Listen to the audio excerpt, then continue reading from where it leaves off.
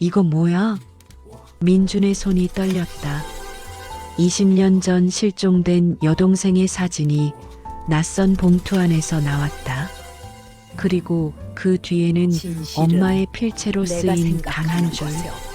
진실은 내가 생각하는 곳에 없다. 진실은 내가 생각하는 곳에 없다. 이 이야기는 허구이며 특정 인물, 단체, 사건과 관련이 없습니다. 이 이야기는 35의 평범한 회사원 박민준이 어머니의 장례식 후 발견한 낡은 상자 하나로부터 시작된다. 그 안에는 20년 전 사라진 여동생 수아에 대한 진실, 그리고 민준 자신도 몰랐던 가족의 비밀이 담겨 있었다. 어머니는 왜 이 모든 것을 숨겼을까? 그리고 왜 이제야 이 상자를 남긴 걸까? 민준은 곧 깨닫게 된다. 어머니는 죽어서도 자신의 아이들을 지키고 있었다는 것을. 2025년 3월 14일 서울 관악구 영정사진 속 어머니는 여전히 온화하게 미소 짓고 계셨다. 박민준은 검은 상복을 입은 채 빈소 앞에 멍하니 앉아 있었다. 폐암 말기. 6개월이라던 시간도 결국 3개월 만에 끝나버렸다. 형부, 좀 쉬어요. 제가 여기 있을게요. 처제 은지가 조심스럽게 말을 건넸지만 민준은 고개만 저었다. 마지막 순간까지 어머니는 그의 손을 꼭 잡고 계셨다. 그리고 마지막으로 남긴 말. 민준아, 집에 가거든. 내 방 옷장 제일 안쪽. 그게 전부였다. 어머니는 그 말을 끝으로 눈을 감으셨다. 장례를 치르고 사흘이 지난 후 민준은 혼자 어머니의 집으로 향했다. 30평짜리 낡은 아파트. 아버지가 돌아가신 후 어머니 혼자 20년을 사신 곳이었다. 현관문을 여는 순간 오래된 장독대 냄새와 함께 어머니의 채취가 그를 맞았다. 민준은 한참을 현관에 서 있었다.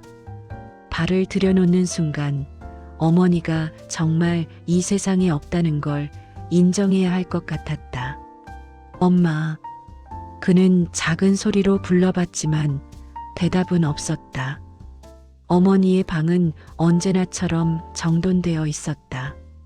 침대 옆 협탁 위에는 가족 사진이 놓여 있었다. 그 사진 속에는 4명이 있었다. 아버지, 어머니, 12살의 민준, 그리고 5살의 여동생 수아. 민준은 사진을 집어들었다. 수아. 20년 전 여름 초등학교 앞에서 사라진 여동생. 경찰은 6개월을 수색했지만 결국 미제 사건으로 남았다. 아버지는 그 충격으로 2년 후 심장마비로 돌아가셨고 어머니는 그 이후 한 번도 수아 이야기를 꺼내지 않으셨다. 엄마가 뭘 남기신 거지? 민준은 옷장을 열었다. 어머니의 옷들이 가지런히 걸려 있었다. 그는 옷들을 하나씩 옆으로 밀었다. 그리고 옷장 제일 안쪽 벽에 붙어 있는 낡은 나무 상자를 발견했다. 40cm 정도 되는 정사각형 상자. 먼지가 수북이 쌓여 있었다. 민준은 조심스럽게 상자를 꺼냈다. 생각보다 무거웠다. 상자 위에는 노란 봉투가 하나 붙어 있었다. 봉투 겉면에는 어머니의 필체로 이렇게 적혀 있었다. 민준아, 이제 알아도 될 나이가 됐구나. 엄마를 용서해다오. 민준의 심장이 빠르게 뛰기 시작했다. 손이 떨렸다. 그는 천천히 봉투를 열었다. 편지. 민준아, 내가 이 편지를 읽고 있다면 엄마는 이미 너의 곁을 떠났겠지. 먼저 미안하다는 말을 하고 싶구나. 엄마는 내게 20년 동안 거짓말을 했단다. 수아는 유괴된 게 아니야. 수아는 살아있어. 놀랐지? 화가 나겠지? 당연해. 엄마도 너라면 그랬을 거야. 하지만 민준아, 엄마에게는 선택의 여지가 없었단다. 수아를 지키기 위해서는 수아가 죽은 것처럼 위장할 수밖에 없었어. 이 상자 안에 모든 게 담겨 있단다. 천천히 차근차근 읽어줘. 그리고 마지막 봉투를 열었을 때 내가 엄마를 이해해 주길 바란다. 엄마는 너를 믿는다. 그리고 이제 너만이 수아를 찾을 수 있어. 미안하고 고맙고 사랑한다. 우리 아들. 민주는 편지를 읽고 또 읽었다. 수아가 살아있다? 이게 무슨 소리지? 그는 떨리는 손으로 상자 뚜껑을 열었다. 상자 안에는 여러 개의 봉투와 서류, 그리고 낡은 수첩 하나가 들어 있었다. 봉투에는 각각 번호가 매겨져 있었다. 1번부터 8번까지.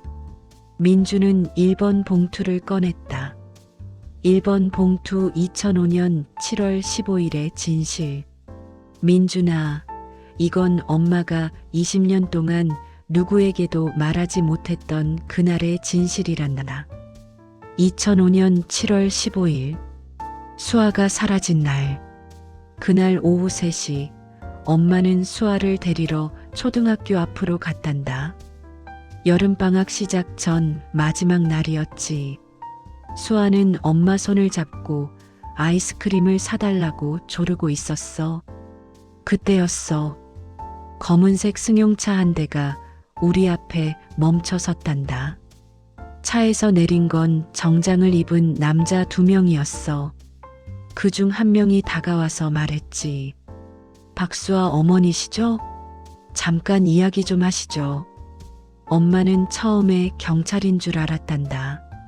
하지만 그들이 보여준 건 경찰 신분증이 아니라 다른 신분증이었어. 국가정보원. 그들은 엄마에게 말했단다. 수아가 위험에 처해 있다고. 그리고 수아를 보호하기 위해서는 수아가 사라져야 한다고. 민준아, 엄마는 처음에 믿지 않았단다. 미친 소리라고 생각했지. 하지만 그들이 보여준 사진과 문서들을 보고 나서 엄마는 무너져 버렸어. 너희 아버지 기억하니? 아버지는 1990년대 초반 대기업 연구소에서 일했었단다. 반도체 관련 기술을 연구하셨지. 그런데 아버지는 그곳에서 엄청난 비밀을 알게 되셨어. 당시 그 회사는 국가 기밀 프로젝트에 참여하고 있었고 아버지는 그 프로젝트의 핵심 기술자 중 한 명이셨단다. 1995년 아버지는 회사 내부의 불법 행위를 발견하셨어. 기술 유출, 뇌물, 그리고 더 끔찍한 일들. 아버지는 양심적인 분이셨으니까 이걸 고발하려 하셨지. 그런데 그날 밤 누군가 우리 집에 침입했단다. 아버지는 머리를 다치셨고 3개월을 병원에 입원하셨어. 너는 겨우 2살이었으니까 기억 못하겠지만 그때 우리 가족은 정말 힘들었단다. 아버지는 결국 회사를 그만두셨고 그 사건은 단순 강도 사건으로 종결됐어. 하지만 아버지는 알고 계셨단다. 그게 강도가 아니라 경고라는 걸. 그 이후 10년 동안 아버지는 증거를 모으셨어. 몰래, 조용히. 그리고 2005년 봄 마침내 검찰에 제보하셨단다. 그게 화근이었어. 2005년 7월 국정원 요원들이 엄마에게 온 이유는 바로 그것 때문이었단다. 아버지의 제보로 인해 거대한 부패 사건이 수면 위로 떠오를 위기에 처했고 그 사건에 연루된 사람들이 아버지를 제거하려 했던 거야. 그리고 그들은 아버지를 협박하기 위해 가족을 노렸던 거지.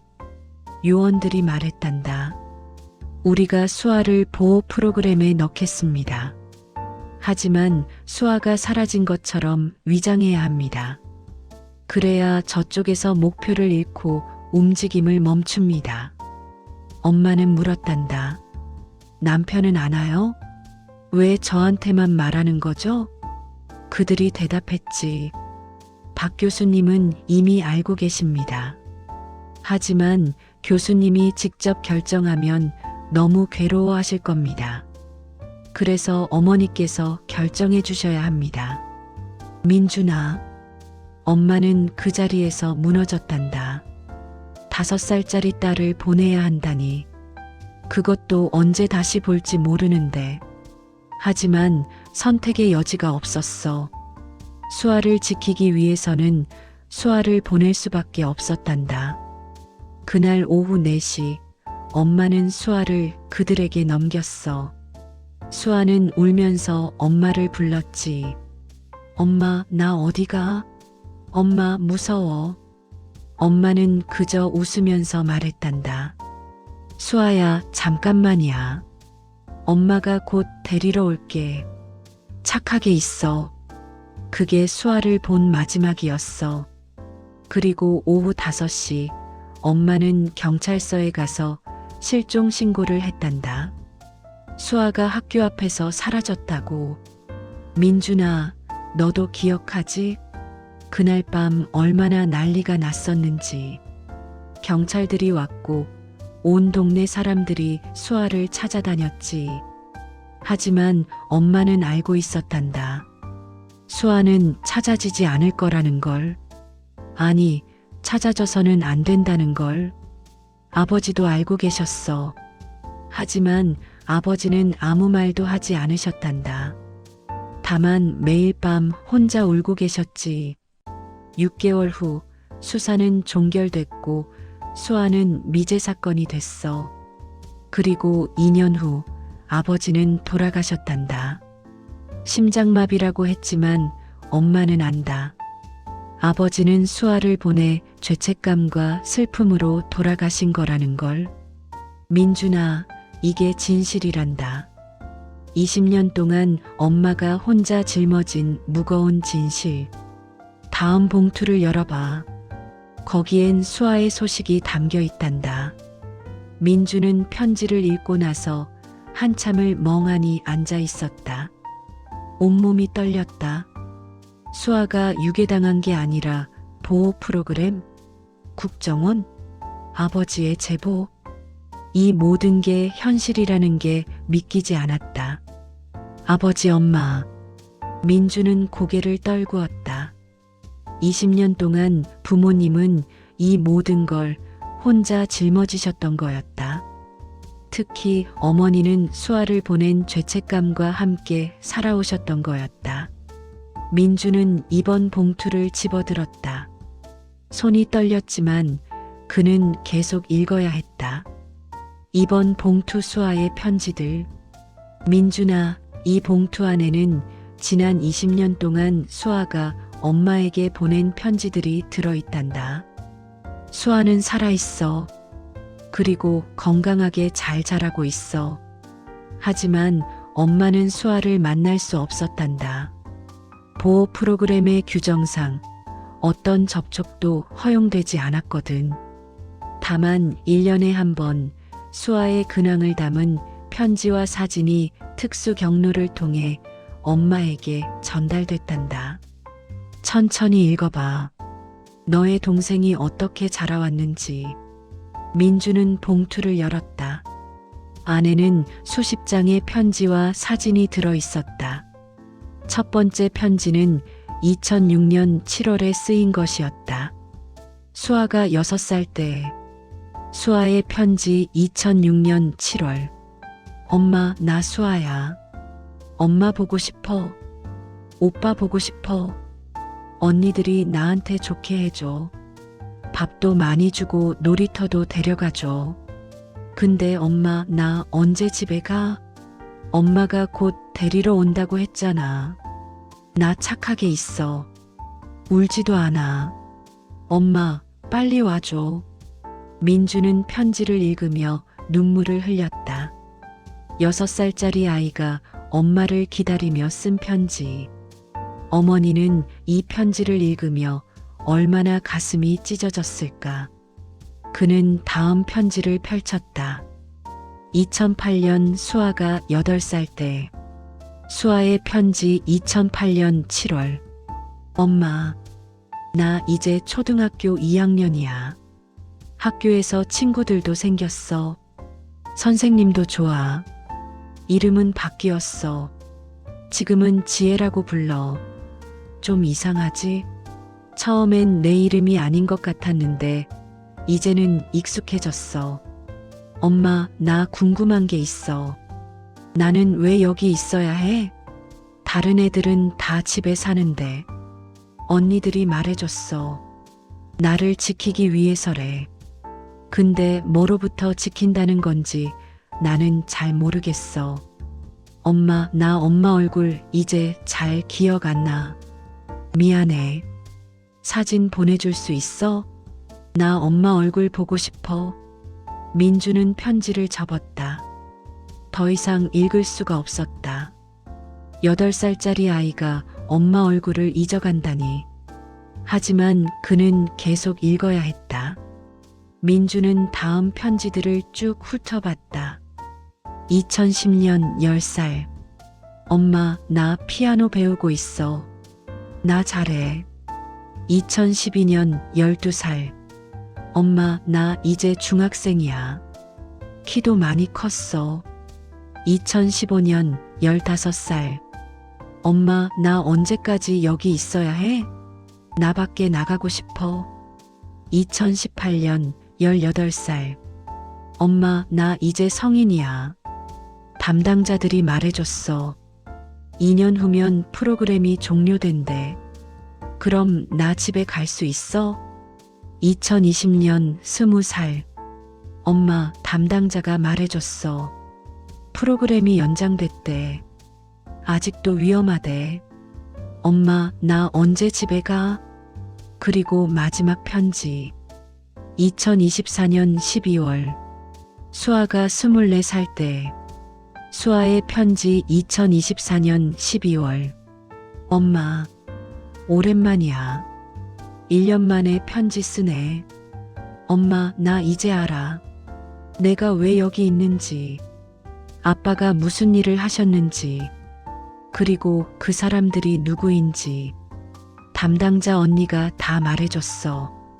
엄마, 나 화 안 나. 이해해. 엄마와 아빠는 나를 지키려고 그러신 거잖아. 근데 엄마, 나 하나 말해도 돼? 나는 이제 정말 집에 가고 싶어. 오빠 보고 싶어. 엄마 보고 싶어. 20년이야, 엄마. 내 인생의 대부분을 나는 숨어서 살았어. 담당자 언니가 말하길 곧 상황이 정리될 거래. 그럼 나 집에 갈 수 있대. 엄마, 조금만 기다려줘. 나 곧 갈게. 그리고 엄마, 나 엄마 사랑해. 한 번도 본 적 없지만 나는 엄마가 날 얼마나 사랑하는지 알아.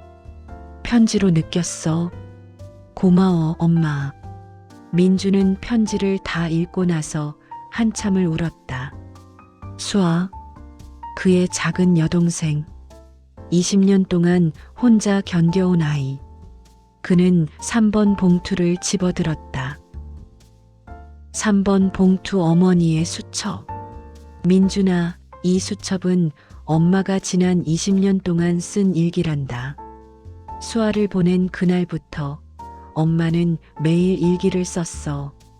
수아에게 하지 못한 말들, 수아에게 해주고 싶었던 말들. 읽어봐. 그리고 엄마가 얼마나 수아를 그리워했는지 알아줘. 민주는 낡은 수첩을 펼쳤다. 어머니의 필체로 빼곡하게 쓰인 글들이 보였다. 2005년 7월 16일. 수아야, 오늘 내가 떠났구나. 엄마는 지금 내 방에 앉아 있어. 내가 좋아하던 토끼 인형을 안고. 엄마는 괜찮은 결정을 한 걸까?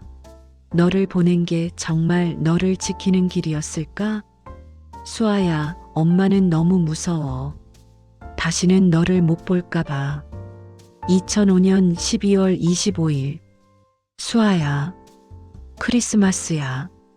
작년 이맘때 너는 산타 할아버지가 오냐고 밤새 안 자고 기다렸었지.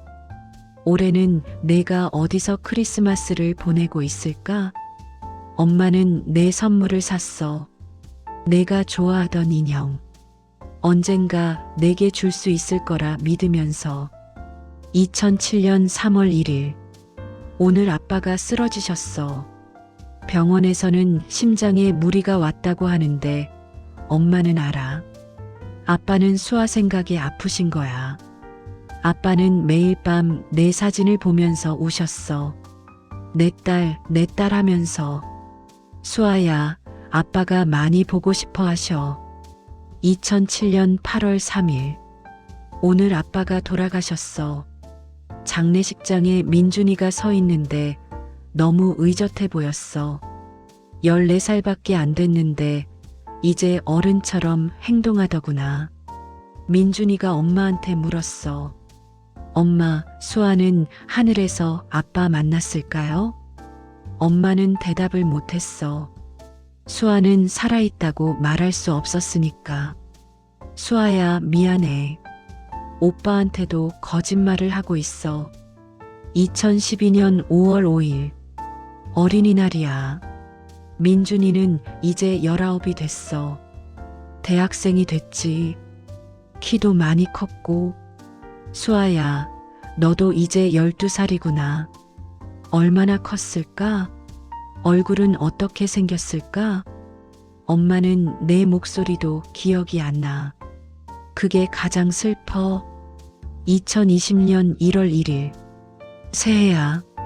엄마는 요즘 많이 아파. 병원에서는 폐에 문제가 있다고 하더구나. 수아야, 엄마가 너를 다시 보지 못하고 갈까봐 무서워. 제발 엄마가 살아있을 때 너를 한 번만 볼 수 있게 해주세요. 2024년 11월 20일. 오늘 의사가 말했어. 6개월이래. 수아야, 엄마가 너를 못 보고 가게 생겼어. 담당자한테 연락했더니 아직은 안 된대. 조금만 더 기다리래. 수아야, 미안해. 엄마가 약속 지키지 못해서. 2025년 2월 10일. 오늘 민준이가 왔어. 엄마 손을 잡고 울더구나. 엄마, 아프지 마. 제발. 민준아, 미안해. 엄마가 너한테 짐만 되는 것 같아서. 그리고 미안해. 내게 수아 이야기를 하지 못해서. 엄마가 죽으면 너한테 모든 걸 알려줄게. 그때는 내가 수아를 찾아줘. 엄마 대신. 민주는 수첩을 덮었다. 더 이상 읽을 수가 없었다. 어머니가 얼마나 고통스러워 하셨는지, 얼마나 수아를 그리워 하셨는지가 고스란히 느껴졌다. 그는 눈물을 닦고 4번 봉투를 집어들었다. 4번 봉투 증거들. 민준아, 이제 너는 사건의 진실을 알아야 해. 이 봉투 안에는 아버지가 수집하신 증거들의 사본이 들어있단다. 아버지는 1995년부터 2005년까지 이 증거들을 모으셨어. 이 서류들은 대한민국을 뒤흔들 수 있는 거대한 부패 사건의 증거란다. 재벌, 정치인, 고위 공무원들이 연루된 기술 유출과 뇌물 사건. 아버지는 이 증거를 검찰에 제보하셨고 그 때문에 우리 가족이 위험에 처했던 거야. 민준아, 이 증거들을 잘 보관해둬. 언젠가 필요할 때가 올 거야. 민주는 서류들을 하나씩 꺼내 살펴봤다. 회사 내부 문서, 금융거래 내역, 이메일 프린트물, 녹음 파일이 담긴 USB. 그는 서류들을 대충 훑어봤다. 전문적인 내용이라 정확히는 이해할 수 없었지만 이게 얼마나 위험한 것인지는 알 수 있었다. 아버지, 당신은 이런 걸 혼자 짊어지셨던 거군요. 민주는 5번 봉투를 집어들었다. 5번 봉투 담당자의 연락처. 민준아, 이 봉투 안에는 수아를 담당하는 요원의 연락처가 들어있단다. 이름은 최은영. 국정원 소속이야. 엄마가 돌아가면 이분이 너에게 연락을 할 거야. 그리고 수아를 만날 수 있는 방법을 알려줄 거란다. 하지만 민준아, 조심해야 해. 아직도 수아를 노리는 사람들이 있을 수 있어. 그러니까 은영 씨의 말을 잘 듣고 신중하게 행동해야 한다. 엄마는 너를 믿는다. 내가 수아를 안전하게 찾을 수 있을 거라고. 봉투 안에는 명함이 하나 들어 있었다. 최은영, 국가정보원, 그리고 휴대폰 번호. 민주는 명함을 주머니에 넣었다. 그리고 6번 봉투를 집어들었다. 6번 봉투 마이너스 어머니의 마지막 부탁. 민준아, 엄마의 마지막 부탁이란다. 수아를 찾거든 수아에게 전해줘. 엄마가 얼마나 수아를 사랑했는지, 엄마가 매일 수아를 그리워했는지, 그리고 엄마가 수아를 보내면서 얼마나 가슴이 찢어졌는지 수아에게 말해줘. 엄마는 단 하루도 수아를 잊은 적이 없다고. 수아의 생일마다 케이크를 사고 수아의 방을 그대로 유지하고 수아가 돌아올 날을 기다렸다고. 그리고 민준아, 너에게도 미안하다는 말을 하고 싶구나. 엄마는 내게도 거짓말을 했어. 20년 동안 진실을 숨겼지. 너는 수아가 죽었다고 믿으면서 자랐고 그 슬픔을 혼자 짊어졌단다. 엄마는 너에게 도움을 청할 수도 없었고 위로를 해줄 수도 없었어. 미안하다, 민준아. 엄마가 더 강한 사람이었다면 너에게 진실을 말할 수 있었을 텐데. 하지만 민준아, 이제 내가 알았으니 수아를 찾아줘. 엄마 대신 수아를 안아주고 엄마 대신 수아에게 사랑한다고 말해줘. 그게 엄마의 마지막 소원이란다. 사랑한다, 우리 아들. 그리고 고맙다. 민주는 편지를 읽고 나서 한참을 울었다. 어머니의 고통이, 아버지의 희생이, 수아의 외로움이 모두 가슴에 와닿았다. 그는 마지막 2개의 봉투를 바라봤다. 7번과 8번. 민주는 7번 봉투를 집어들었다. 7번 봉투 진짜 위협. 민준아, 이제 내가 알아야 할 마지막 진실이 있단다. 수아를 노린 사람들. 그들은 누구일까? 엄마도 처음엔 몰랐어. 국정원에서도 자세히 알려주지 않았거든. 하지만 20년 동안 엄마는 조금씩 진실을 알게 됐단다. 2005년 아버지가 제보한 사건은 테크노 게이트라고 불렸어. 대기업 S사의 기술 유출 사건이었지. S사는 국가 핵심 기술을 해외에 불법으로 팔았고 그 과정에서 정치인과 고위 공무원들에게 뇌물을 줬어. 아버지는 그 증거를 확보했고 그것 때문에 S사와 연루된 사람들이 아버지를 제거하려 했던 거야. 그런데 민준아, 이 사건은 2005년에 종결되지 않았어. 검찰 수사가 시작됐지만 어느 순간 수사가 중단됐단다.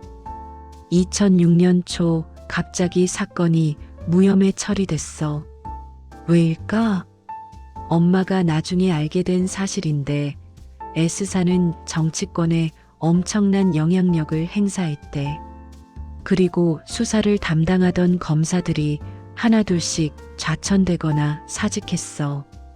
결국 사건은 묻혔고 S사는 아무 문제 없이 계속 사업을 했단다. 하지만 S사는 아버지의 증거가 여전히 존재한다는 걸 알고 있었어. 그래서 우리 가족을 계속 감시했던 거야. 2007년 아버지가 돌아가셨을 때도 그들의 사람들이 장례식에 왔었어. 엄마는 알아봤단다. 검은 양복을 입고 멀리서 지켜보던 사람들. 그들은 아버지가 증거를 어디에 숨겼는지 알고 싶어 했어. 그리고 혹시 모를 다른 제보자가 있는지 확인하려 했던 거지. 민준아, 이 사람들은 아직도 존재한다. S사는 지금도 대한민국 최대 기업 중 하나야. 그리고 테크노 게이트에 연루됐던 사람들 중 일부는 여전히 권력을 가지고 있어.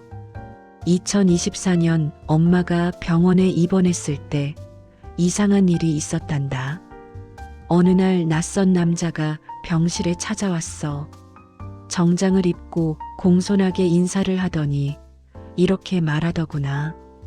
박 여사님, 오래된 일은 있는 게 좋습니다. 특히 가족을 위해서요. 엄마는 그게 무슨 뜻인지 알았어. 그들은 여전히 우리를 감시하고 있었던 거야. 그리고 그들은 수아가 어디 있는지 찾고 있었어. 민준아, 내가 수아를 찾을 때 조심해야 해. 그들은 여전히 수아를 노리고 있을 수 있어. 왜냐하면 수아가 증거의 위치를 알고 있다고 생각할 수 있으니까. 아버지는 증거를 안전한 곳에 숨기셨어. 그리고 그 위치를 가족만 알 수 있는 방식으로 남기셨단다. 8번 봉투를 열어봐. 거기에 아버지의 마지막 메시지가 있을 거야. 민주는 편지를 읽고 나서 심각한 표정을 지었다. 상황이 생각보다 위험했다. 그는 조심스럽게 8번 봉투를 집어들었다. 8번 봉투 아버지의 암호. 봉투 안에는 아버지의 필체로 쓰인 짧은 메모 하나가 들어 있었다. 민준아, 수아야. 아빠가 너희에게 남기는 마지막 메시지란다. 진실은 우리가 함께 웃던 곳에 있다. 첫 번째 여름, 두 번째 가을, 세 번째 봄을 기억하거라. 그곳에서 엄마가 심은 나무 아래를 보렴. 아빠는 너희를 사랑한다. 민주는 메모를 읽고 나서 고개를 갸웃했다. 암호? 아버지는 왜 이렇게 복잡하게 남기신 걸까? 우리가 함께 웃던 곳. 첫 번째 여름, 두 번째 가을, 세 번째 봄. 엄마가 심은 나무. 민주는 기억을 더듬었다. 그런데 갑자기 떠오르는 게 있었다. 설악산? 2000년 여름 가족여행. 그때 민주는 7살, 수아는 2살이었다. 처음으로 간 가족여행이었다. 2001년 가을, 다시 설악산. 단풍이 아름다웠다. 2002년 봄, 또 설악산. 벚꽃이 만개했었다. 그리고 그때 어머니가 기념으로 나무 한 그루를 심으셨다. 민준과 수아의 이름을 새긴 작은 표지판과 함께. 설악산 그 나무 아래. 민주는 벌떡 일어났다. 아버지는 증거를 거기에 숨기신 거였다. 그는 서둘러 짐을 쌌다. 그리고 주머니에서 최은영의 명함을 꺼냈다. 전화를 걸었다. 몇 번의 신호음 후 여성의 목소리가 들렸다. 여보세요? 최은영 씨입니까? 저는 박민준이라고 합니다. 잠시 침묵이 흘렀다. 그리고 여성이 조심스럽게 말했다. 기다리고 있었습니다. 민준 씨. 어머님께서 돌아가셨다는 소식 들었습니다. 조의를 표합니다. 감사합니다. 그런데 수아를 만날 수 있을까요? 네, 만날 수 있습니다. 하지만 조건이 있습니다. 조건이요? 안전하게 만나야 합니다. 민준 씨도 아시다시피 아직 위험이 완전히 사라진 건 아닙니다. 알고 있습니다. 어머니께서 다 말씀해 주셨어요. 그렇군요. 그럼 내일 오전 10시 서울역 3번 출구 앞 카페로 오시겠습니까? 거기서 자세히 설명드리겠습니다. 알겠습니다. 전화를 끊고 민주는 창밖을 바라봤다. 밤하늘에 별이 빛나고 있었다. 수아야, 오빠가 곧 만나러 갈게. 마이너스. 다음 날 서울역 카페. 민주는 약속 시간보다 30분 일찍 도착했다. 카페 구석 자리에 앉아 커피를 마시며 기다렸다. 정확히 10시 30대 중반으로 보이는 여성이 카페로 들어왔다. 검은색 코트를 입고 선글라스를 낀 여성. 그녀는 주변을 살핀 후 민준에게 다가왔다. 민준 씨? 네, 최은영 씨입니까? 네, 반갑습니다. 그녀는 민준 맞은편에 앉았다. 그리고 선글라스를 벗었다. 날카로우면서도 따뜻한 인상의 여성이었다. 먼저 어머님 이야기를 해야 할 것 같네요. 은영이 조용히 말했다. 어머님은 정말 대단한 분이셨습니다. 20년 동안 단 한 번도 무너지지 않으셨어요. 수아를 지키기 위해, 그리고 민준 씨를 지키기 위해. 어머니를 자주 만나셨나요? 아니요. 직접 만난 건 처음 수아를 맡길 때와 그 후 몇 번뿐입니다. 하지만 매달 수아의 근황을 어머님께 보고드렸고 어머님의 편지를 수아에게 전달했습니다. 수아는 지금 어디 있나요? 은영은 잠시 망설이다가 대답했다. 강원도입니다. 작은 마을에서 다른 신분으로 살고 있어요. 지금은 강지혜라는 이름을 쓰고 있고 초등학교 교사로 일하고 있습니다. 교사요? 네. 수아는 아니, 지혜는 아이들을 좋아합니다. 그래서 사범대를 나와서 교사가 됐어요. 민주는 눈물이 났다. 여동생이 교사가 됐다니. 어머니가 알았다면 얼마나 자랑스러워 하셨을까. 제가 수아를 만날 수 있을까요? 네. 하지만 먼저 확인해야 할 게 있습니다. 은영이 진지한 표정으로 말했다. 민준 씨, 혹시 누가 민준 씨를 미행하거나 감시하는 것 같은 느낌을 받은 적 있습니까? 아니요, 왜요? 최근 며칠 동안 수상한 움직임이 포착됐습니다. 어머님 장례식장 근처에서 낯선 차량이 발견됐고 어머님 집 주변에서도 수상한 사람들이 목격됐습니다. 민주는 긴장했다. 그럼 그 사람들이 저를? 아직 확실하지 않습니다. 하지만 조심해야 합니다. 민준 씨가 수아를 만나러 가면 그들이 따라올 수 있습니다. 그럼 어떻게 해야 하죠? 은영은 잠시 생각하다가 말했다. 일단 민준 씨는 평소처럼 생활하세요. 회사도 다니고 일상을 유지하세요. 그리고 제가 안전을 확인한 후에 연락드리겠습니다. 얼마나 걸릴까요? 일주일 정도요. 그 사이에 제가 주변을 정리하겠습니다. 민주는 고개를 끄덕였다. 20년을 기다렸는데 일주일쯤이야. 알겠습니다. 그런데 수아에게는 제 이야기를 하셨나요? 제가 만나러 간다는 걸? 은영이 부드럽게 웃었다. 네. 어제 전화로 말씀드렸어요. 지혜가 정말 기뻐했습니다. 울면서 언제 오냐고 물어보더군요. 민준도 웃음을 지었다.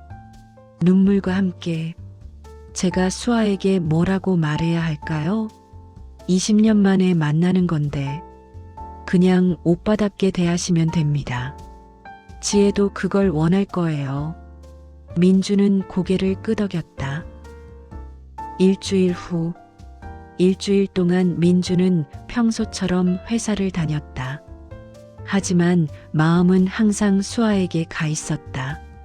그러던 어느 날 저녁 은영에게서 전화가 왔다. 민준 씨, 내일 출발하시면 됩니다. 정말요? 네. 주변을 정리했습니다. 안전합니다. 내일 오전 8시 서울역에서 기차를 타세요. 강릉행 KTX, 그리고 강릉역에 도착하면 제가 마중 나가겠습니다. 감사합니다, 은영 씨. 천만에요. 참, 민준 씨. 네. 어머님께서 남기신 물건들 다 챙기셨죠? 네. 다 챙겼습니다. 좋습니다. 내일 뵙겠습니다.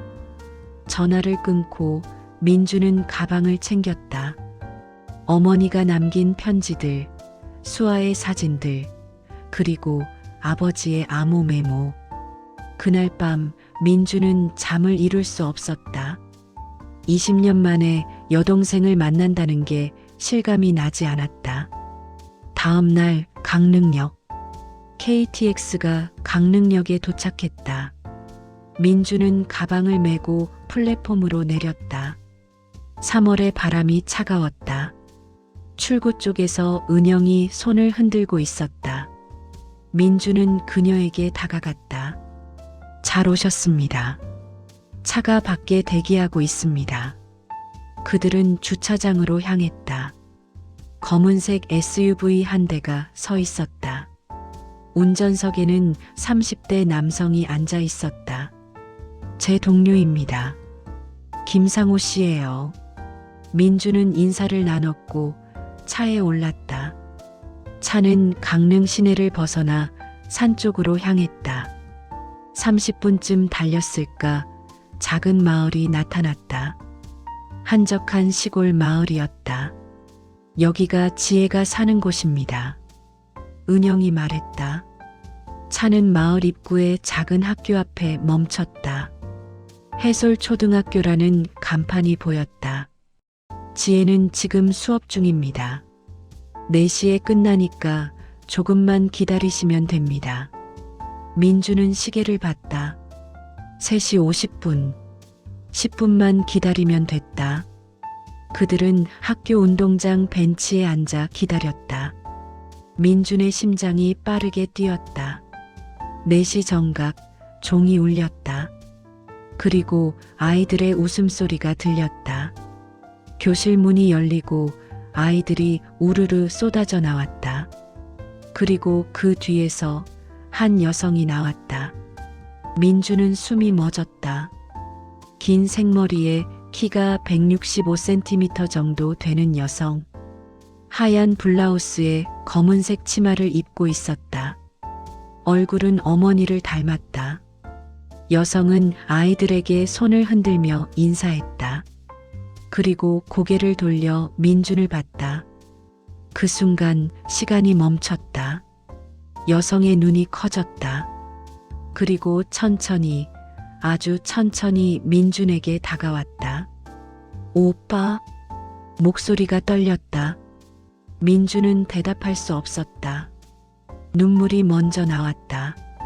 수아야. 오빠. 수아가 달려왔다. 그리고 민준을 껴안았다. 둘은 그렇게 한참을 울었다. 오빠 정말 오빠야? 그래 형이야 수아야. 오빠 보고 싶었어. 정말 보고 싶었어. 나도 보고 싶었어. 20년 만에 재회였다. 한참 후 둘은 진정하고 학교 운동장 벤치에 나란히 앉았다. 은영과 상호는 조금 떨어진 곳에서 지켜보고 있었다. 오빠 많이 컸네. 수아가 민준을 바라보며 웃었다. 너도 진짜 많이 컸다. 이제 선생님이라며? 응. 3년 됐어. 여기 아이들 가르치고 있어. 좋아? 응. 정말 좋아. 아이들이 너무 귀여워. 민주는 수아를 바라봤다. 얼굴에는 웃음이 있었지만 눈에는 슬픔도 보였다. 수아야 미안해. 왜? 오빠가 너를 못 지켜줘서 너 혼자 20년 동안. 수아가 민준의 손을 잡았다. 오빠 잘못 아니야. 아무도 잘못 없어. 이건 어쩔 수 없었던 일이야. 근데 너는 외롭지 않았어? 수아는 잠시 침묵했다. 그리고 조용히 대답했다. 외로웠어. 정말 많이. 특히 처음 몇 년은 매일 울었어. 엄마 보고 싶고, 오빠 보고 싶고, 미안해. 근데 오빠, 나한테는 엄마가 있었어. 응? 수아가 가방에서 낡은 봉투 하나를 꺼냈다. 엄마가 매년 나한테 편지를 보내주셨어. 내 생일마다, 명절마다. 그 편지들이 나를 버티게 해줬어. 민주는 봉투를 받아들었다. 안에는 수십 장의 편지가 들어 있었다. 엄마는 편지에서 늘 말씀하셨어.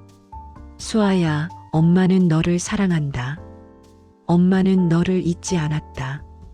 곧 만날 수 있을 거야. 그 말들이 나를 살게 해줬어. 민주는 편지 한 장을 펼쳤다. 어머니가 수아에게 보낸 편지 2015년.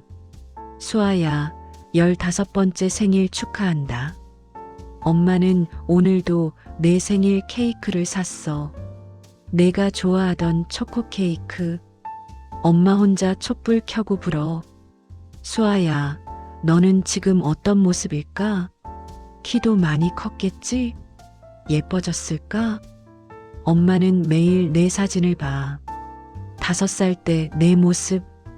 그때 너는 정말 천사 같았단다. 수아야, 조금만 더 기다려줘.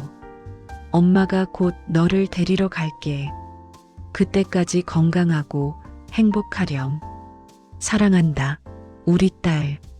민주는 눈물을 흘리며 편지를 덮었다. 어머니는 정말 너를 사랑하셨어. 알아. 나도 알아. 수아도 울고 있었다. 오빠 엄마는 어떻게 돌아가셨어?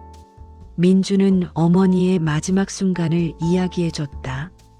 그리고 어머니가 남긴 상자와 편지들에 대해서도 말했다. 엄마는 마지막까지 너를 생각하셨어. 그리고 나한테 부탁하셨어. 너를 찾아주라고. 오빠. 수아야, 엄마가 너한테 전하라고 하신 말이 있어. 민주는 어머니의 편지에 적힌 말을 그대로 전했다. 엄마는 너를 얼마나 사랑했는지, 너를 매일 그리워했는지, 그리고 너를 보내면서 얼마나 가슴이 찢어졌는지를 너에게 꼭 말해주라고 하셨어. 수아는 소리내어 울었다. 민주는 여동생을 껴안아 주었다. 한참을 울고 나서 수아가 물었다. 오빠 아빠는 어떻게 돌아가셨어? 은영 언니한테 들었는데 내가 떠난 지 2년 후라며? 응. 아버지는 심장마비셨어. 근데 엄마가 일기장에 쓰셨더라. 아버지는 너 때문에 너무 힘들어 하셔서 돌아가신 거라고. 내 잘못이네. 아니야. 아무도 잘못 없어. 이건 그 사람들 잘못이야. 민주는 어머니가 남긴 7번 봉투의 내용을 수아에게 설명했다. 테크노 게이트 사건, S사, 그리고 여전히 그들을 노리는 사람들에 대해서. 수아는 진지한 표정으로 들었다. 오빠, 그럼 아직도 위험하다는 거야? 은영 씨가 정리했다고 했어. 근데 조심해야 할 것 같아. 그때 은영이 다가왔다. 죄송하지만 중요한 이야기를 해야 할 것 같습니다. 민준과 수아는 은영을 바라봤다.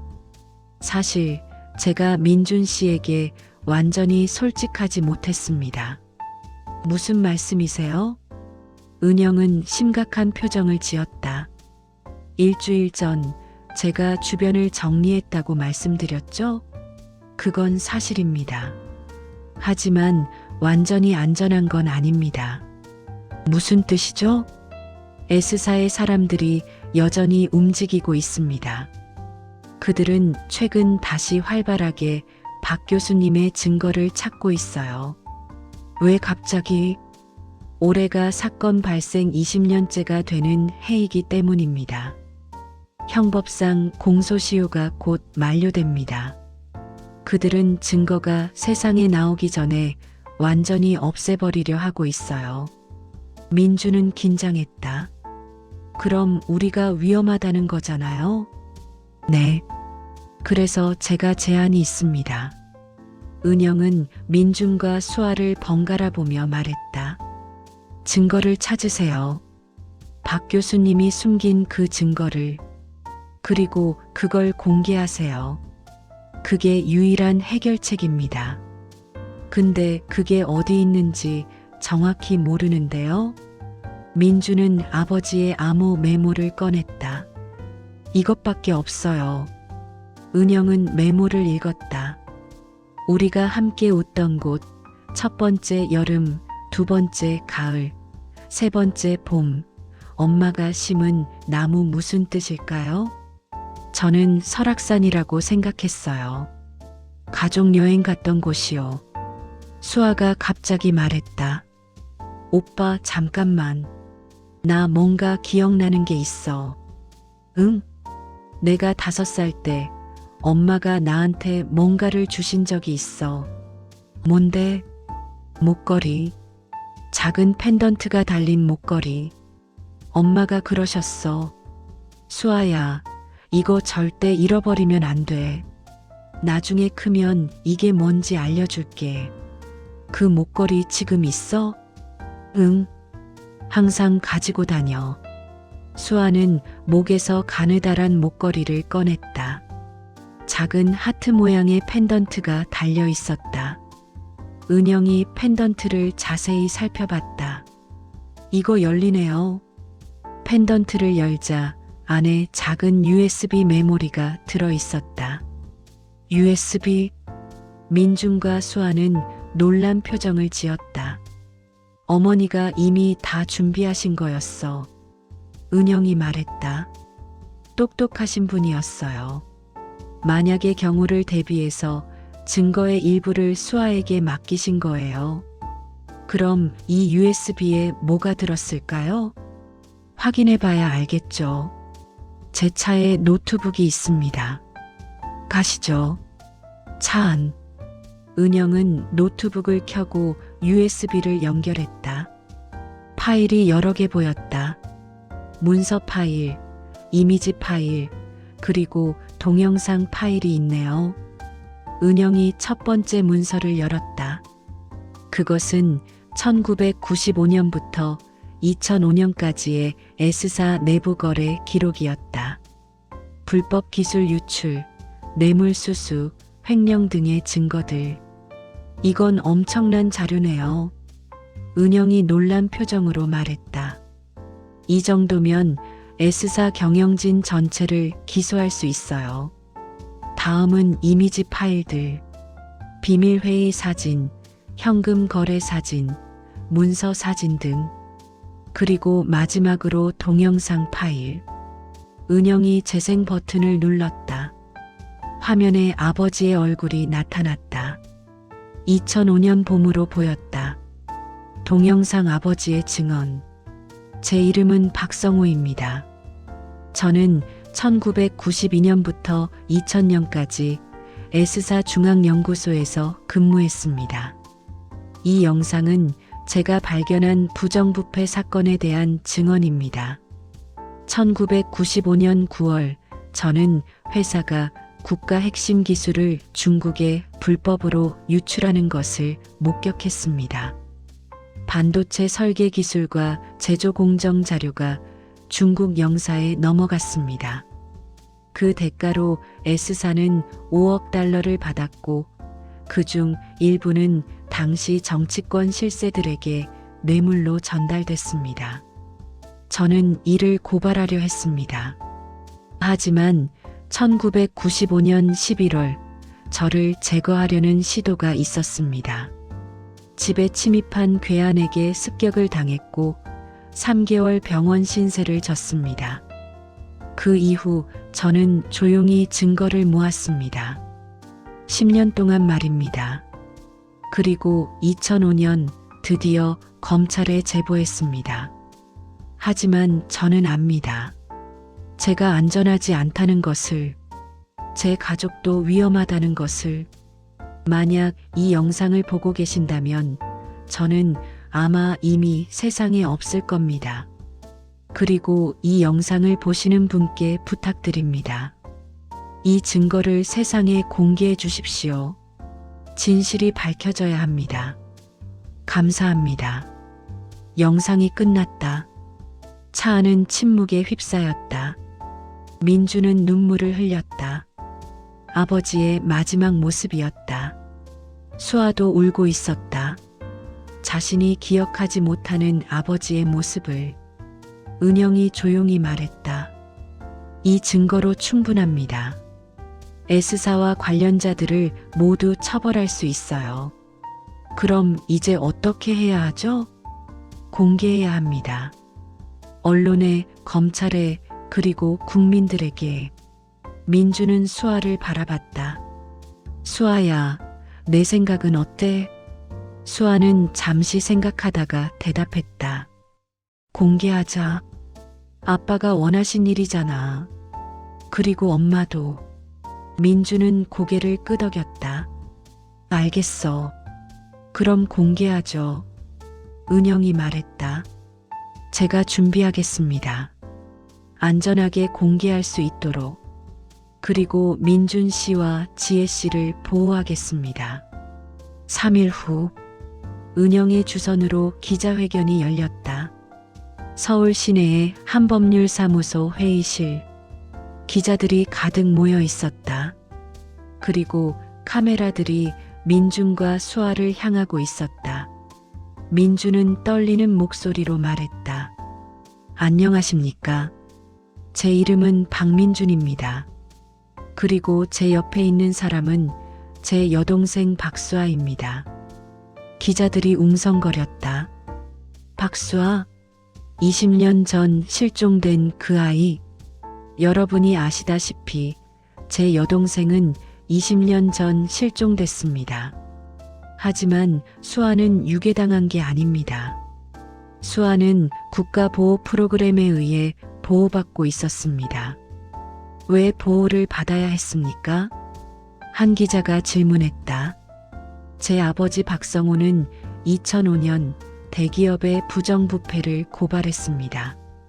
그로 인해 우리 가족이 위협을 받았고 여동생을 지키기 위해 어머니는 수아를 보호 프로그램에 맡기셨습니다. 민주는 준비한 자료들을 공개했다. 아버지가 수집한 증거들, 어머니의 편지들, 그리고 아버지의 동영상 증언. 기자들은 카메라로 자료들을 찍어댔다. 이 증거들은 S전자의 불법 기술 유출과 뇌물수수를 증명합니다. 그리고 이 사건에 연루된 정치인과 고위 공무원들의 명단도 있습니다. 민준이 명단을 공개하자 기자들이 놀라는 표정을 지었다. 전직 장관, 국회의원, 그리고 재벌 회장들의 이름이 있었다. 제 아버지는 이 진실을 밝히려다 목숨을 잃으셨습니다. 제 어머니는 20년 동안 이 비밀을 안고 고통받으셨습니다. 그리고 제 여동생은 20년 동안 가족과 떨어져 살아야 했습니다. 민준의 목소리가 떨렸다. 이제 진실을 밝힐 때입니다. 아버지의 희생이, 어머니의 고통이, 그리고 우리 가족의 아픔이 헛되지 않도록. 기자회견이 끝나고 뉴스는 이 사건을 대대적으로 보도했다. 20년 만에 밝혀진 진실 테크노 게이트 사건 재조명. 실종 아동. 사실은 국가보호 프로그램의 대기업 부패 고발 때문. S전자 불법 기술 유출 증거 공개 재수사 불가피. 여론은 들끓었다. 사람들은 박성호 교수의 희생과 가족의 아픔에 분노했다. 그리고 S사와 관련자들에 대한 처벌을 요구했다. 일주일 후 검찰이 수사에 착수했다. S사 본사가 압수수색 당했고 관련자들이 소환됐다. 민준과 수아는 은영의 보호 아래 안전한 곳에 머물고 있었다.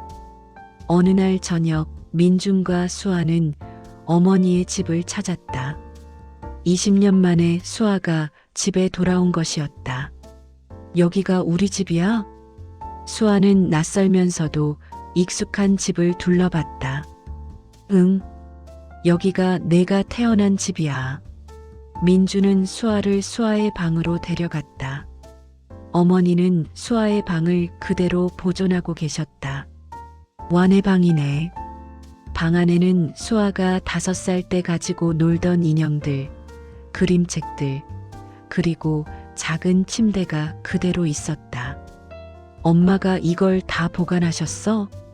응. 엄마는 내가 언젠가 돌아올 거라고 믿으셨어. 수아는 방 한가운데 서서 주변을 둘러봤다. 그리고 조용히 말했다. 오빠, 나 조금은 기억나는 것 같아.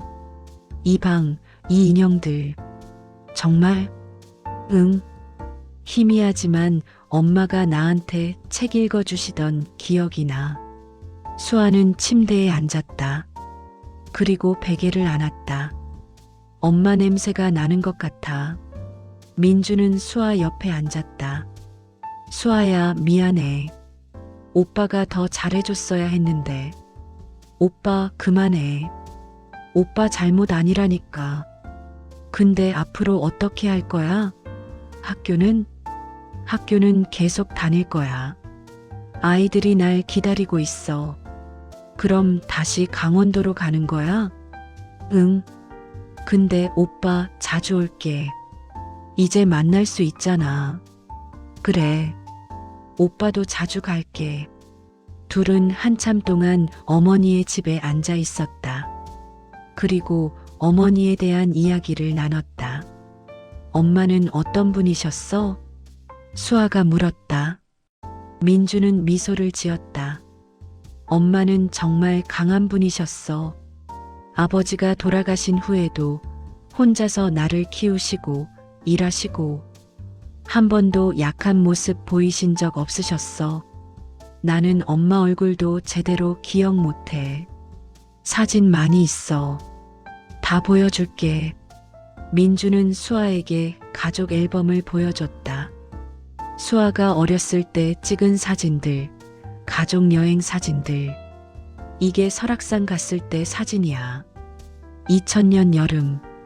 사진 속에는 4명의 가족이 웃고 있었다.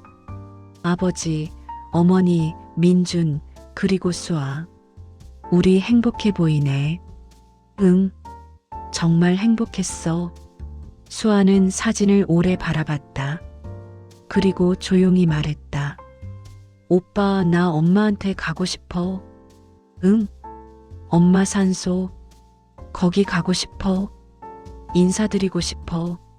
민주는 고개를 끄덕였다. 그래, 내일 가자. 마이너스 마이너스 마이너스. 다음 날 어머니의 산소. 민준과 수아는 어머니의 산소를 찾았다. 조용한 산자락에 자리한 작은 봉분. 수아는 봉분 앞에 무릎을 꿇었다. 그리고 절을 했다. 엄마, 저 수아예요. 늦게 와서 죄송해요. 수아의 목소리가 떨렸다.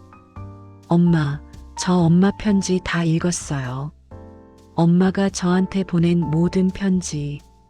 엄마가 얼마나 저를 사랑하셨는지, 얼마나 저를 그리워하셨는지 다 알았어요. 눈물이 흘러내렸다. 엄마, 저도 엄마 사랑했어요.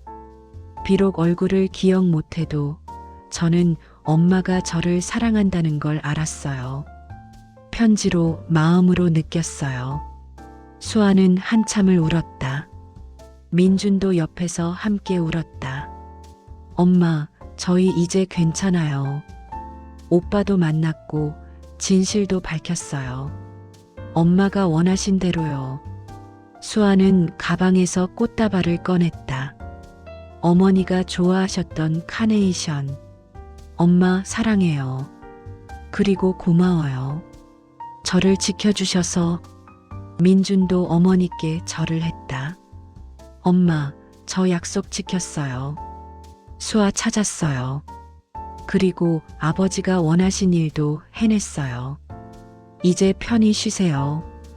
둘은 한참 동안 어머니 산소 앞에 앉아 있었다. 바람이 불고 나뭇잎이 흔들렸다.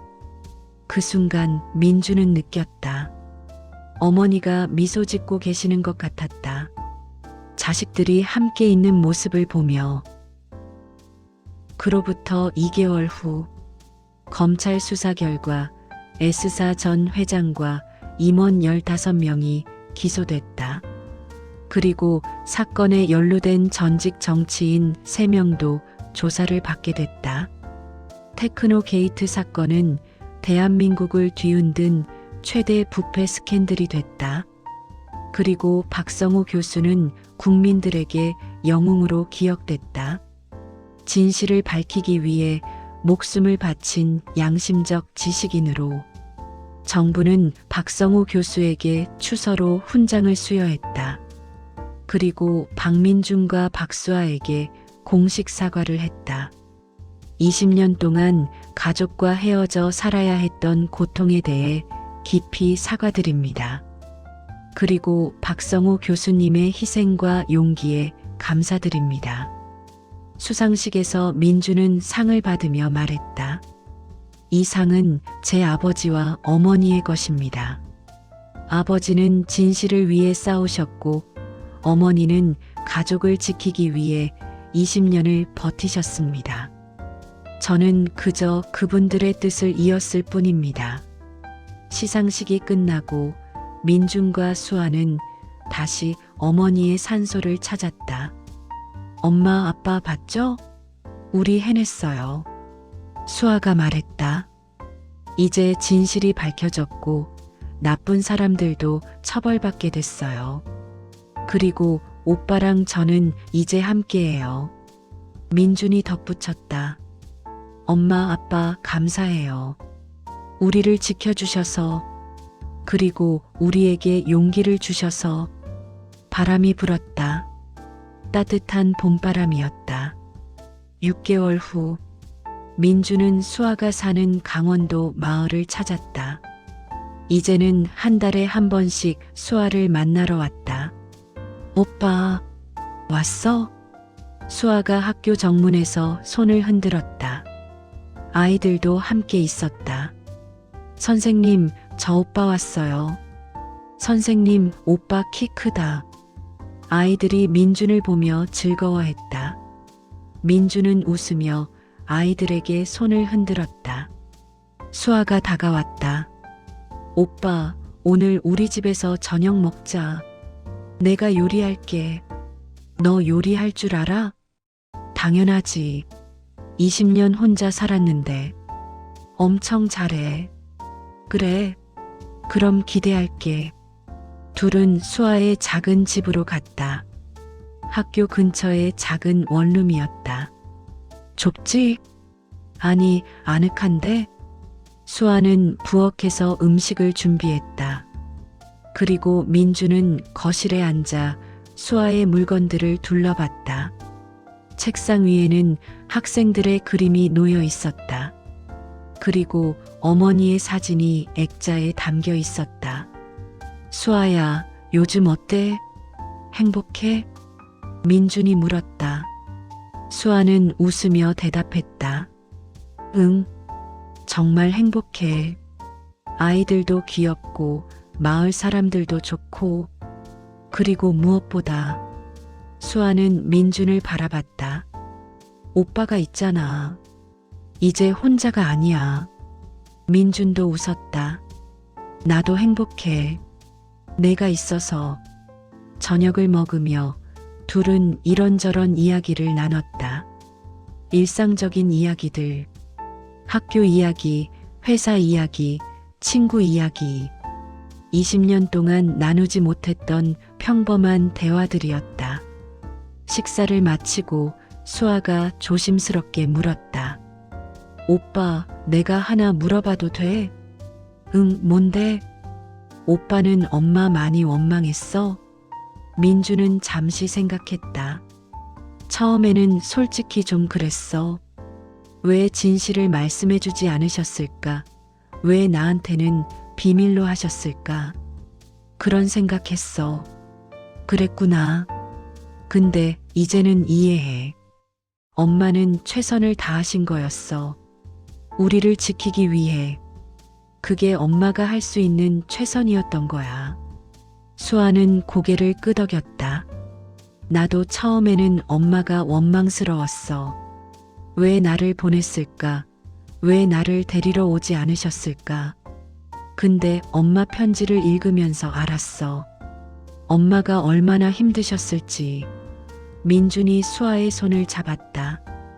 우리 이제 과거는 잊자. 그리고 앞으로를 보자. 응. 오빠 말이 맞아. 밤이 깊어졌다. 민주는 근처 여관에서 하룻밤을 묵기로 했다. 수아가 현관까지 배웅을 나왔다. 오빠, 조심히 가. 응. 너도 들어가서 쉬어. 오빠. 응. 고마워. 나를 찾아줘서. 민주는 수아를 안아주었다. 천만에. 우리 가족이잖아. 수아도 오빠를 꼭 안았다. 그 순간 민주는 느꼈다. 어머니가 원하셨던 게 바로 이거였구나. 남매가 다시 만나서 서로를 의지하며 사는 것. 1년 후, 민주는 회사를 그만두고 작은 NGO를 설립했다. 진실과 정의를 위한 시민연대. 부패를 고발하고 억울한 사람들을 돕는 단체였다. 아버지의 뜻을 이어가는 방식이었다. 수아는 여전히 강원도에서 아이들을 가르치고 있었다. 그리고 방학 때마다 서울에 올라와 민준과 시간을 보냈다. 어느 토요일 오후 민준과 수아는 설악산을 찾았다. 아버지의 암호에 나온 그곳. 오빠, 정말 여기에 뭔가 있을까? 모르겠어. 근데 한번 가봐야지. 그들은 산을 올랐다. 그리고 20년 전 어머니가 나무를 심었던 그곳을 찾았다. 놀랍게도 그 나무는 여전히 그 자리에 있었다. 작은 소나무 한 그루. 표지판도 그대로 있었다. 박민준, 박수아가 심은 나무. 2002년 4월, 수아가 표지판을 만지며 말했다. 우리가 심은 나무구나. 응, 엄마가 도와주셨지. 민주는 나무 아래를 살폈다. 그리고 뿌리 근처에서 이상한 것을 발견했다. 작은 금속 상자, 땅에 반쯤 묻혀 있었다. 오빠, 이거. 민주는 상자를 꺼냈다. 잠금 장치가 있었는데 비밀번호를 입력해야 했다. 비밀번호가 뭘까? 수아가 생각하다가 말했다. 우리 생일 한번 해봐. 내 생일이랑 오빠 생일. 민주는 수아의 생일 628과 자신의 생일 515를 입력했다. 찰칵. 상자가 열렸다. 안에는 또 다른 USB와 편지가 들어 있었다. 민주는 편지를 펼쳤다. 아버지의 마지막 편지. 민준아, 수아야. 너희가 이 편지를 읽고 있다면 너희는 이미 진실을 알았을 거다. 아빠는 미안하다. 아빠 때문에 너희 가족이 고통받았구나. 하지만 아빠는 후회하지 않는다. 진실을 밝히는 것이 옳은 일이라고 믿기 때문이다. 이 USB에는 더 많은 증거가 들어있다. 아빠가 마지막까지 모은 자료들이다. 하지만 이건 꼭 필요할 때만 사용하거라. 위험할 수 있으니까. 민준아, 너는 착한 아들이었다. 엄마를 잘 도와주고 항상 의젓했지. 아빠가 자랑스럽다. 수아야, 너는 아빠의 보물이었다. 내 웃음소리가 아빠에게는 가장 큰 행복이었단다. 미안하구나. 아빠가 너를 지켜주지 못해서. 너희 둘이 서로 의지하며 살아가길 바란다. 그리고 행복하길 바란다. 아빠는 너희를 사랑한다. 그리고 항상 너희 곁에 있을 거다. 사랑한다. 민준아, 수아야. 민준과 수아는 편지를 읽으며 울었다. 아빠, 저희 잘 살고 있어요. 걱정 마세요. 그들은 한참 동안 그 자리에 앉아 있었다. 소나무 아래에서 아버지와 어머니를 생각하며 바람이 불었다. 소나무 잎이 바스락거렸다. 민주는 문득 깨달았다. 아버지와 어머니는 여전히 그들과 함께 있었다. 이 나무처럼, 이 바람처럼 그들의 마음속에. 수아야, 응? 우리 여기에 다시 오자. 매년. 좋아. 그래, 오빠. 엄마 아빠 생각하면서. 응. 그리고 우리 자식들도 데려오자. 나중에. 수아가 웃었다. 오빠 결혼도 안 했으면서 벌써 자식 생각해? 야, 너도 마찬가지잖아. 둘은 웃었다. 20년 만에 되찾은 남매의 웃음이었다. 3년 후 어머니 기일. 민준과 수아는 어머니 산소를 찾았다. 이번에는 민준의 약혼녀 지은도 함께였다. 어머니, 인사드려요. 저는 이지은이라고 합니다. 민준 씨의 약혼녀예요. 지은이 어머니께 절을 했다. 어머니, 민준 씨 잘 돌보겠습니다. 그리고 수아 씨도 제 동생처럼 생각하겠습니다. 수아가 지은의 손을 잡았다. 언니 고마워요. 우리 오빠 잘 부탁해요. 수아 씨도. 우리 이제 가족이잖아요. 민주는 어머니께 말했다. 엄마, 저 내년에 결혼해요. 그리고 수아는 학교에서 교감 선생님 제안받았대요. 우리 둘 다 잘 지내고 있어요. 수아가 덧붙였다. 엄마, 저도 요즘 좋은 사람 만나고 있어요. 아직 소개는 안 했지만 정말 착한 사람이에요. 나중에 오빠랑 같이 데려올게요. 어머니의 산소 앞에 봄꽃이 피어 있었다. 개나리, 진달래. 엄마, 우리 이제 정말 행복해요. 엄마가 원하셨던 대로요. 바람이 불었다.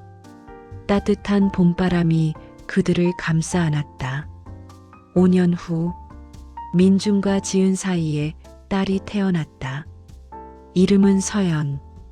어머니의 이름에서 연자를 따온 것이었다. 수아도 결혼을 했다. 강원도에서 만난 초등학교 교사와. 그리고 아들을 낳았다. 이름은 성호. 아버지의 이름이었다. 어느 일요일 두 가족은 어머니의 집에 모였다. 이제는 민준 가족이 사는 집이 됐지만 여전히 어머니의 집이라고 불렀다. 아이들이 거실에서 놀고 있었다. 서연과 성호. 사촌 남매. 서연아, 같이 놀자. 성호야, 이거 봐. 아이들의 웃음소리가 집안을 가득 채웠다. 민준과 수아는 부엌에서 음식을 준비하며 이야기를 나눴다. 오빠 신기하지? 우리가 이렇게 됐다는 게. 그러게. 6년 전만 해도 상상도 못했는데. 엄마가 보시면 정말 좋아하셨을 텐데. 민주는 거실을 바라봤다. 아이들이 웃으며 놀고 있었다. 엄마가 보고 계실 거야. 어디선가. 그치? 나도 그렇게 믿어. 저녁 식사를 하며 지은이 물었다. 수아 씨, 아이들한테 언제 이야기해 줄 거예요? 가족의 이야기를. 수아가 생각하며 대답했다. 조금 더 크면요. 할아버지와 할머니가 얼마나 대단한 분들이셨는지, 그리고 우리 가족이 어떻게 이렇게 됐는지 민준이 덧붙였다. 그때가 되면 아이들도 이해할 수 있을 거야. 가족이 얼마나 소중한지, 진실이 얼마나 중요한지. 식사를 마치고 민주는 어머니 방으로 갔다. 그리고 책상 서랍에서 낡은 상자를 꺼냈다. 어머니가 남긴 그 상자. 안에는 어머니의 편지들, 수아의 사진들, 아버지의 메모들이 고스란히 보관되어 있었다. 민주는 편지 한 장을 꺼내 읽었다. 어머니가 수아에게 보낸 마지막 편지. 어머니의 마지막 편지 2024년 12월. 수아야, 엄마가 이제 얼마 남지 않은 것 같구나. 의사 선생님이 말씀하시길 길어야 몇 줄에. 수아야, 엄마는 후회 없어. 비록 너를 20년 동안 보지 못했지만 너를 지켜낸 것만으로 엄마는 행복해. 엄마의 마지막 소원은 딱 하나야. 너와 오빠가 다시 만나서 행복하게 사는 거. 민준이는 착한 아이야. 너를 정말 많이 사랑했어. 내가 사라졌을 때 민준이가 얼마나 울었는지 몰라. 너희 둘이 다시 만나면 서로 아껴주고 의지하며 살아줘. 그리고 수아야, 엄마가 하지 못한 말 지금 할게. 엄마는 너를 정말 많이 사랑했어. 내가 태어났을 때 엄마는 세상을 다 가진 것 같았어. 너의 첫걸음마, 너의 첫말, 너의 웃음소리. 그 모든 게 엄마에게는 기적이었어. 너를 보낸 그날 엄마의 심장이 찢어지는 것 같았어. 하지만 그게 너를 지키는 유일한 방법이었어. 20년 동안 엄마는 매일 너를 그리워했어. 아침에 눈 뜨면 제일 먼저 너를 생각했고, 밤에 잠들기 전 마지막으로 너를 생각했어. 미안하다, 수아야. 엄마가 약속을 지키지 못해서. 하지만 고맙다. 내가 잘 자라줘서. 내가 포기하지 않아줘서. 엄마는 너를 사랑한다. 말로 다 표현할 수 없을 만큼. 그리고 엄마는 내가 행복하길 바란다. 진심으로. 사랑한다. 우리 딸. 엄마의 보물. 엄마의 전부. 민주는 편지를 덮었다. 눈물이 흘렀다. 엄마의 소원 이루어졌어요. 우리 행복해요. 거실에서 아이들의 웃음소리가 들렸다. 수아가 아이들과 놀아주는 소리, 지은이 웃는 소리. 민주는 창밖을 바라봤다. 저녁 노을이 아름다웠다. 그는 마음속으로 어머니께 말했다.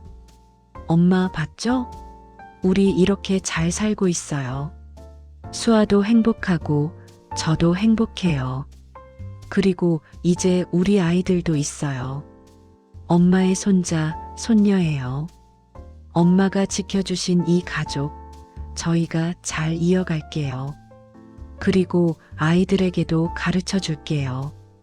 가족이 얼마나 소중한지, 사랑이 얼마나 강한지. 고마워요, 엄마. 우리를 지켜주셔서, 그리고 사랑해줘서. 민주는 거실로 돌아갔다. 그리고 가족들과 함께 저녁 시간을 보냈다. 평범하지만 소중한 시간이었다. 20년 전에는 꿈도 꾸지 못했던 시간. 마이너스. 10년 후 어머니 산소. 민준과 수아는 이제 40대 중반이 됐다. 서연은 10살, 성우는 9살이 됐다. 두 가족은 어머니 산소를 찾았다. 아이들도 함께였다. 서연아, 성우야, 이리 와봐. 민준이 아이들을 불렀다. 여기가 할머니 계신 곳이야. 할머니? 서연이 물었다. 응, 너희 할머니. 아빠와 수아 이모의 엄마. 민주는 아이들에게 이야기를 들려줬다. 할머니와 할아버지의 이야기, 가족의 이야기. 할아버지는 나쁜 사람들과 싸우셨어. 진실을 지키기 위해서. 그리고 할머니는 가족을 지키기 위해 20년을 버티셨어. 와, 대단하다. 성우가 눈을 반짝이며 말했다. 그리고 이모는 20년 동안 혼자 살았어. 하지만 포기하지 않았지. 그래서 결국 우리가 다시 만날 수 있었어. 서연이 수아를 바라봤다. 이모, 무섭지 않았어요? 수아가 미소 지으며 대답했다. 무서웠지. 하지만 할머니가 계셨어. 할머니의 편지가 이모를 지켜줬어. 할머니 정말 멋지다. 아이들이 산소 앞에 절을 했다. 할머니, 저 서연이에요. 잘 지내세요. 할머니, 저 성우예요. 사랑해요. 민준과 수아는 아이들을 바라보며 웃었다. 오빠, 엄마가 보시면 정말 좋아하실 것 같아. 그러게. 손주들이 이렇게 건강하게 자라는 걸 보시면. 수아가 조용히 말했다. 오빠, 우리 정말 운이 좋았어. 다시 만날 수 있어서. 운이 아니야. 엄마가 만들어준 기적이지. 민주는 산소를 바라봤다. 엄마가 20년 동안 포기하지 않으셨으니까. 그래서 우리가 여기 있는 거야. 바람이 불었다. 따뜻한 바람이 그들을 감싸 안았다. 마이너스. 그로부터 20년 후, 민주는 이제 60대가 됐다. 은퇴를 하고 한가롭게 살고 있었다. 수아도 정년 퇴임을 하고 손주를 돌보고 있었다. 서연은 변호사가 됐다. 부패를 고발하고 약자를 돕는 변호사. 할아버지의 뜻을 이은 것이었다. 성우는 교사가 됐다. 어머니처럼 아이들을 가르치는 교사. 어느 일요일 오후 민주는 서연과 함께 진실과 정의를 위한 시민연대 사무실을 찾았다. 아빠, 여기가 아빠가 만든 단체구나? 응. 30년 전에 만들었지. 사무실 벽에는 액자가 걸려 있었다. 아버지와 어머니의 사진. 그리고 그 아래에는 글귀가 적혀 있었다. 진실은 언제나 승리한다. 박성호. 사랑은 모든 것을 이긴다. 박수연. 서연이 사진을 바라보며 말했다. 할아버지, 할머니 정말 멋지시다. 나도 이런 사람이 되고 싶어. 민주는 딸의 어깨를 감싸 안았다. 너는 이미 그런 사람이야. 할아버지, 할머니를 닮았어. 정말? 응. 내가 약자를 돕고 정의를 위해 싸우는 거. 그게 바로 할아버지가 원하신 일이야. 서연은 고개를 끄덕였다. 아빠, 나 열심히 할게. 할아버지처럼. 그래. 아빠가 응원할게. 그날 저녁 민주는 수아에게 전화를 걸었다. 수아야, 나야. 오빠, 무슨 일이야? 아니, 그냥 목소리 듣고 싶어서. 수아가 웃었다. 오빠, 우리 어제도 통화했잖아. 그래도 내 목소리 들으면 마음이 편해져. 오빠도 참 60 다 됐으면서. 둘은 한참 동안 이야기를 나눴다. 아이들 이야기, 손주들 이야기, 일상 이야기. 40년 동안 함께하지 못했던 시간을 메우듯이. 통화를 마치고 민주는 어머니의 사진을 꺼냈다. 그리고 조용히 말했다. 엄마, 우리 잘 살고 있어요. 엄마가 원하신 대로. 그리고 엄마의 사랑, 우리가 이어가고 있어요. 아이들에게, 손주들에게. 사진 속 어머니는 여전히 온화하게 미소 짓고 있었다. 마이너스. 엔딩.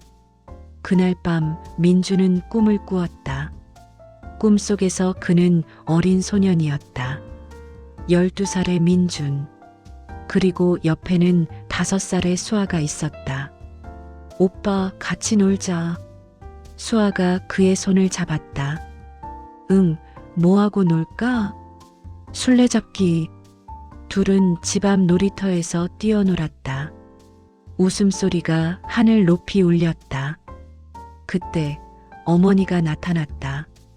젊고 건강한 모습의 어머니. 민준아, 수아야, 집에 들어와. 밥 먹어야지. 엄마. 민준과 수아는 어머니에게 달려갔다. 어머니는 두 아이를 품에 안았다. 우리 아이들 많이 놀았구나. 엄마, 배고파요. 그래, 들어가자. 엄마가 맛있는 거 해놨어. 집 안으로 들어가니 아버지가 계셨다. 건강한 모습의 아버지. 아빠. 그래, 우리 아들, 딸. 손 씻고 밥 먹자. 4명의 가족이 식탁에 둘러앉았다. 어머니가 만든 음식을 먹으며 이야기를 나눴다. 아빠, 오늘 학교에서. 엄마, 나 오늘 친구랑. 평범하지만 행복한 시간이었다. 식사를 마치고 어머니가 민준을 불렀다. 민준아, 이리 와봐. 민준은 어머니 곁으로 갔다. 어머니는 민준의 손을 잡았다. 엄마가 고맙다, 민준아. 왜요, 엄마? 수아를 찾아줘서. 그리고 우리 가족을 지켜줘서. 엄마. 민준아, 너는 훌륭한 아들이야. 엄마가 자랑스럽다. 어머니의 눈에서 눈물이 흘렀다. 그리고 미안하다. 엄마가 너한테 너무 많은 짐을 지웠구나. 아니에요, 엄마. 저는. 민준아, 이제 내려놔. 엄마와 아빠가 다 알아서 할게. 너는 이제 편히 쉬어. 어머니가 민준을 안아주었다. 따뜻한 품이었다. 사랑한다, 우리 아들. 그리고 고맙다. 민준은 어머니 품에서 울었다. 40년 동안 참았던 눈물을 쏟아냈다. 그때 아버지도 다가와 민준의 어깨를 두드렸다. 아들, 수고 많았다. 아빠가 자랑스럽다. 아빠, 이제 괜찮아. 아빠와 엄마가 여기 있어. 항상 너희와 함께. 민준은 눈을 떴다. 꿈이었다. 하지만 이상하게도 마음이 따뜻했다. 어머니와 아버지가 정말로 그곳에서 지켜보고 계신 것만 같았다. 민준은 창밖을 바라봤다. 동이 트고 있었다. 새로운 아침이었다. 그는 조용히 말했다. 엄마, 아빠, 걱정 마세요. 저희 잘 살고 있어요. 그리고 앞으로도 잘 살 거예요. 엄마와 아빠가 물려주신 사랑으로. 계속 이런 감성 이야기 원하신다면 구독과 좋아요 부탁드립니다. 메시지. 가끔 우리는 사랑하는 사람을 지키기 위해 가슴 아픈 선택을 해야 한다. 어머니는 딸을 보냈다. 그리고 20년 동안 그 고통을 혼자 짊어졌다. 하지만 그 선택이 결국 가족을 지켰다. 그리고 사랑을 이어갔다. 사랑은 때로 희생이다. 하지만 그 희생은 결코 헛되지 않는다. 왜냐하면 진정한 사랑은 시간과 공간을 넘어 전해지기 때문이다. 어머니의 사랑은 편지가 됐고 그 편지는 딸을 지켰다. 아버지의 용기는 증거가 됐고 그 증거는 진실을 밝혔다. 그리고 그 사랑과 용기는 다음 세대로 이어졌다. 우리가 사랑하는 사람들은 결코 우리를 떠나지 않는다. 그들은 우리의 기억 속에, 우리의 마음 속에, 그리고 우리의 삶 속에 영원히 살아 숨쉰다. 그것이 가족의 사랑이다. 그리고 그것은 어떤 시련도, 어떤 시간도 끊을 수 없다. 감사합니다.